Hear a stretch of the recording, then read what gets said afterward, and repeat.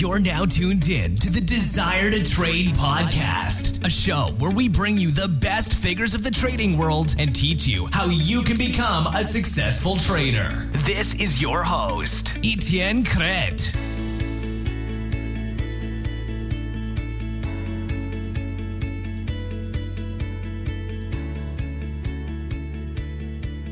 Hey, what's up, trader? It's Crete here from the Desire to Trade and the host of the Desire to Trade podcast. Now, for this episode, I've had an interview with Johan Nordstrom. Now, Johan is an engineer. He's living in Sweden right now. He's been working for banks and he did a lot of cool stuff. Now, this interview went really well. Jordan shared a lot about how he became a successful trader and what habit he have every single day that make him successful. So it's really important for you to apply every single thing day by day and really work your way to success. That's how it works. Now, I recommend you follow him on Instagram after the show. It's at Trading Walk, and he's posting a lot of nice stuff, so check this out. Now, one last thing. I'm still working on the course, Power Trader. Now, the course is going to be available really soon. This week, I've been working a lot on editing the course, and I'm really putting everything together. I'm really excited for you guys to see this. If you want to stay in touch, check out the Facebook group at desiretotrade.com/group. desiretotrade.com/group, and I'll see you there. Here's the interview with Johan Nordstrom. So tell us what's going on these days. Well, I started tradingwalk.com in October last year, and my main goal was to provide people with valuable swing and intraday trading strategies and some trading rules and knowledge on how they can become better traders. Yeah, and I've been working on some ebooks. I have one free on my website and also currently working on a video course. And aside from that, I'm day trading Forex and futures and some swing trading stocks. That's cool. Now, what I like to have is a story of how you started to trade. Like, how did that happen? Yeah, absolutely. Well, I stumbled upon trading in school where I took a course in investments. And then after my studies in the university, where I have a master in risk management, I started to implement the risk management part and found it very helpful. And on that way it is. Did you have any problem along the way of learning, or was it pretty simple? Well, yeah, sure. It was a very hard learning process. I made very many mistakes in the beginning. I thought that I just had to read some trading books and watch some videos, but I just continued to lose. I got a mentor, and he taught me the main thing, that it's all about setting goals and working on having the right mindset. And I started to find what worked for me, and slowly but steady I developed a strategy that makes me a profitable trader today. Nice. And you said you've been making many mistakes. Now, I know the people listening to this podcast, some of them are good, some of them are still making mistakes, and I still make mistakes myself. So tell us what kind of mistake you made at first. Well, at first, almost every trade was full of mistakes. I got aggressive long, which means I had no position sizing at all. I took long trades in bear trends and traded long after sharp bull rallies, so I was buying expensive. And I also had neither a stop or a trading plan, so the risk management was almost zero. So, but from the studies and my master degree, I slowly but steady implemented some solid rules and strategies. Mm-hmm. To me, that sounds like you were chasing the trade at first, right? Yeah, absolutely. Pretty common, I would say. Yeah. So how did you become profitable? Well, I think that the main thing was that I spent a lot of time in front of the markets and found what worked for me, because the main thing is that the fallacy among many aspiring traders, including myself for those beginning years, was that I thought that I just could become a good trader. I thought that why not just read some trading books, take some courses, see videos, and start making money was the thing. But the truth was that it's sadly quite different, because I believe that spending time in front of the markets and setting your own rules and finding what works for you is the way to go. That's what I've noticed. I'm pretty happy you mentioned this because it's so easy to find something online to trade. Like, it's so easy to find a system to trade online. Yeah. But it's not the same thing when you do it yourself or when you like create it yourself. Yeah. So how did you go about creating your own rules? Well, I mainly I think it's after all the failures I've done, I've used them and learned them, because I have a habit of writing everything I do, writing it down, and then use it as review and use them as checklists now and then to look back on how I can continuously improve. Because also, as you say, that everything is out there. Every single person can know about technical analysis, so it will not give you any further edge in the market. And there's no holy grail out there, so no trading method will always work. But if one can simply find what works for you, that then following it like a process, focusing on the process, then I think that's what gives traders profitability. Mm-hmm. It's all about like organizing all your thoughts on paper and really understanding like what you have to do. Yeah, I like that. Absolutely. Now, what is your main trading style today? What do you trade? I trade price action. I look for volatility and momentum patterns, and try to get in early in trends, and adding to my position as the trends evolves. Mm-hmm. And you do this on an intraday basis? Yeah, exactly. So what time frame would you look at then? I will look at the daily time frame for just a big market picture, and then I have the 1 hour chart as my setup chart, and I use the 2 minute chart to get in at the right time. Okay. So how many trades do you take in an average day or average week, let's say? Average day is about 2 trades a day, I would say. Yeah. And it's mainly, I almost only trade the first 3 hours in the morning. Yeah, that's my main window where the interest is high and the volatility is, and volume mainly is high. And you are in Sweden, so does that mean you trade like the European session, or you trade the American session as well? I trade the American session, but mainly the European session. Okay, that's so interesting. It's in the middle of the night when you guys sleep.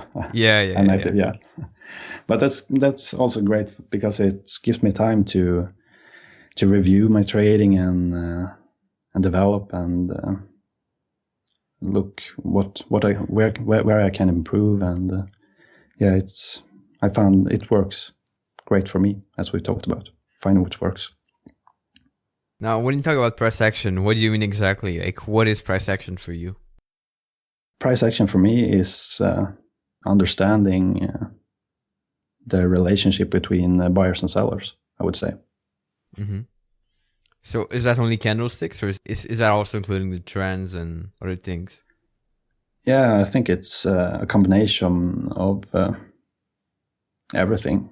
I believe you can have different words for it, but it's a combination of horizontal support and resistance lines and supply and demand and everything. I think everything looks almost the same if you find if you can see something in the charts that find what works for you. As to say, yeah. I like that because sometimes people focus on only like candlestick pattern when you think about price action. So you're gonna take a book of like engulfing candles and just look at that. But it's not only that; it's like a lot more than this. So happy you mentioned it. Absolutely, you have to look at the market structure and where in the chart the candlestick pattern happens, or so to speak. Yeah. How did you test your system that you have right now? Did you have to backtest it, or did you have to test it on a demo account? How did you make sure that your system is good? Great question. I have backtested it manually, pretty long time back. I think my backtesting period was 1 year, so it took quite some long time. But it's also a very important thing. I think most traders agree that you have to know what to expect, because it goes hand in hand with position sizing and risk management, how much risk reward you can expect. And I want to go into the books you have on your website because I've seen a lot of them and they really look interesting. There's one in particular that seems interesting. It's about 2D powerful trading secrets. Yeah. So can you just give us like one or two secrets that are really the most powerful one in that book? Sure. Well, they're mainly, I would say, rules or actions to follow. Like meditation is a very important one, and visualization and goal setting. I would say that setting goals is maybe one of the most important habits and secrets to success, because to ensure high probability of success in trading and everything, you have to rule your mind, and a way to rule your mind is to set goals, because you cannot get where you're trying to go until you clearly define where that is. And you probably know that there's some research studies that show a direct link between goals and improved performance in trading and everything else in life. So that's one of the main secrets, I believe. Yeah, it's true. I just read a book by Brian Tracy about goal setting, and it's powerful. But the thing I'm wondering is, how do you set your goals as a trader? Because it's pretty hard to set a goal of income, right? Because you don't know how much money you're going to make for a specific year. Yeah. So how do you have to set your goal then? I set goals to follow a process. Okay. Take specific steps each day. Writing down, reviewing is a goal to do every day. One of my points on my checklist. Following my trading plan. I write in percentage how good I follow my trading plan. I think that so when I make a mistake, I make a note of it, and at the end of the day, and at the end of the week, and at the end of the month, I review this, and I see that, well, this month I follow my trading plan at 80% of the time. And I think you should probably be above 90% of the time following your trading plan to be really successful. Cool. So can you give us an example of a goal that you have right now? Goal right now is to have 1 month where I follow my training plan at 96% of the time. Nice. And how can you make sure that you'll follow your plan? Also, some goals I have to visualize in the morning, see myself as following my trading plan and taking the right trades and doing my pre-market analysis and all that. I think that I have a checklist that I follow, and just to get the momentum up and start your day strong, I believe that have simple tasks in the beginning and then adding to harder ones. So when I'm started trading, I'm at a very positive mindset and ready to take on the action on the market. Nice. It's cool. I like the idea of visualization, but I find it sometimes difficult to stick to it on a longer term. And I know a lot of traders have trouble with this. So Can you explain us like how you visualize and what you do to visualize? Great question. I got the idea from visualization from Psycho-Cybernetics by Maxwell Maltz. The routine I go through is I have my coffee in the morning and then I just sit down in a specific chair where I always visualize. So I have that pattern of doing certain things, and then I just try to go into positive mindset. And first, I grateful for small things, just to get the momentum up, as we talked about. Because I think if you feel grateful, there's no place in your mind for negativity or anything like that. And after I've done that, I know exactly how my trading plan looks like. I read it probably 1,000 times. I'm not much for changing my trading plan if it's not absolutely necessary. So I know every word in it. So just visualizing, reading my trading plan, starting up my computer, and just visualizing, following my trading plan. I'm not visualizing any specific income or money I make on every trade. It's just pure focus on the process and following the plan. Okay, I like that. So it's really like an habit right now. It's really something you do every single day. Yeah, absolutely. Now, where do you think most traders fall short? Like, where do you think most traders have problem in trading?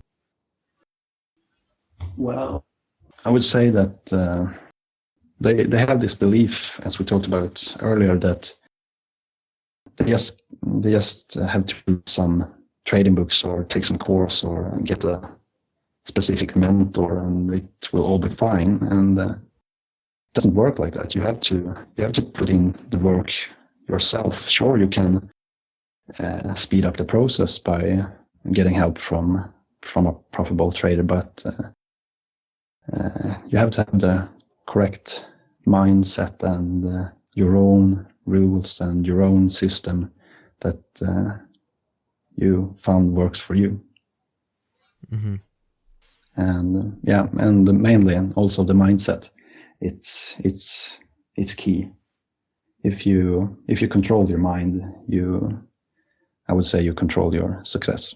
Yeah, definitely true. Now, this question might be a little bit tricky, but how would you define the perfect mindset for a trader? I would say focus on the process, as we talked about, and open-minded. You have to be able to change your view at markets at seconds, adapt really quick, and just positive. You can't beat yourself up if you have a wrong trade. And I would say one thing is that it's very important to always look at every trade as a unique trade in a series of trades. You can never go all in one trade just because you think it looks very good or unique in specific in any way. They're all in a series, and a great trader focus on executing his plan every time. Yeah, this is just amazing, because the first time I heard of this was in Trade in the Zone by Mark Douglas. You probably read that book, right? Absolutely. That's a great one. Yeah, and I was just listening to the audiobook and I heard that exact same sentence. The fact of like focusing on the process and not one single trade, and just that changed everything for me. Just like changed every single thing I knew, because it's powerful. Yeah, it really is. What other books would you recommend for traders to read?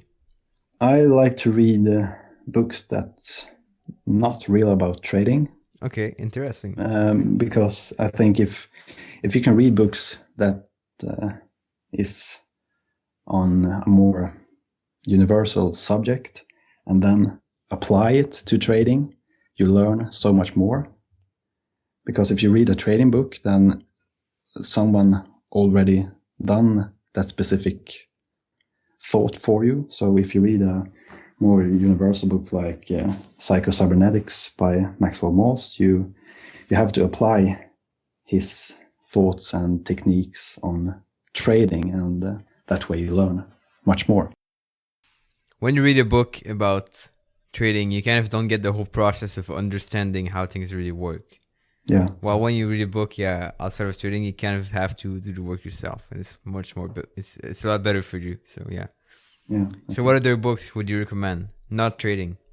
Mind Power by James Borg is a great one. And I like also what's the name of it? It's The Richest Man in Babylon. But then again, you can't just read trading books. You have to spend time in front of the market. So watching and looking at the market would be a great read also. yeah, true. But don't you think traders spend too much time watching the market? Yeah, sure.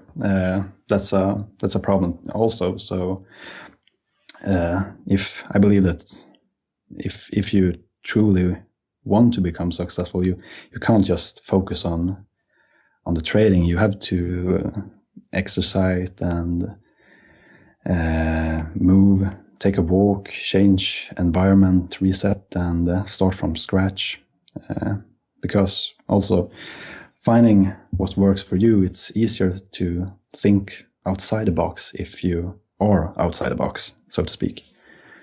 So that's also one of the things why I only trade 3 hours a day, that sitting still for hours in front of my computer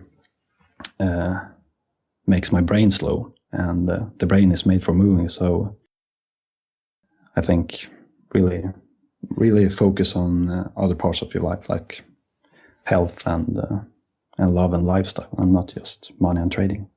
Mm-hmm. You mentioned lifestyle, and I want to know more. I think a lot of traders want to have that lifestyle of having to, like, just creating your own schedule and doing everything you want. So tell us how is your life right now, and what's your lifestyle? Like, what does a day look like for you? Well, I get up pretty early, around 6 a.m. I do my visualization and take a shower and Then I go for a walk, listen to some audiobooks and just relax. Sometimes I listen to music, depending on the mood I'm in. And then 1 hour before the market take action, I do my pre-market analysis. And when trading is live, there's the 3 holy hours. I only focus on trading. Turn off my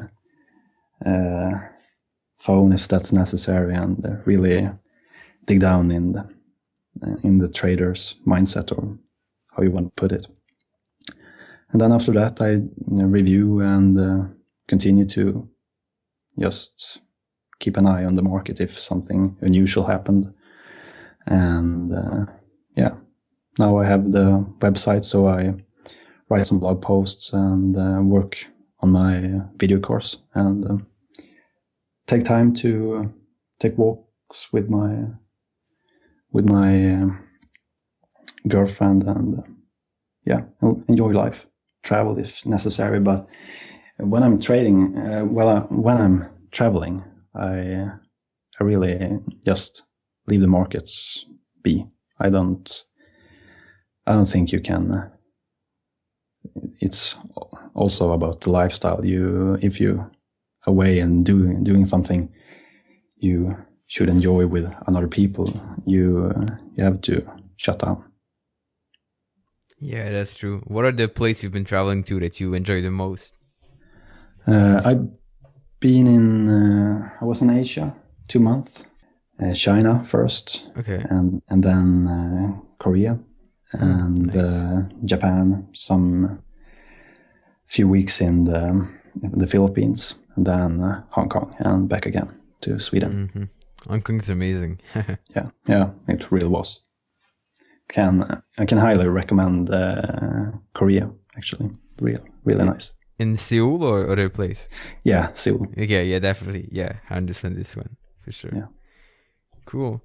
The last thing I want to ask you about is what pairs do you trade? Because I know a couple of people in Europe, and they have sometimes trouble trading the same pair as we do in America, simply because of the time they trade. So what are the pairs that you trade the most, or that you enjoy the most trading?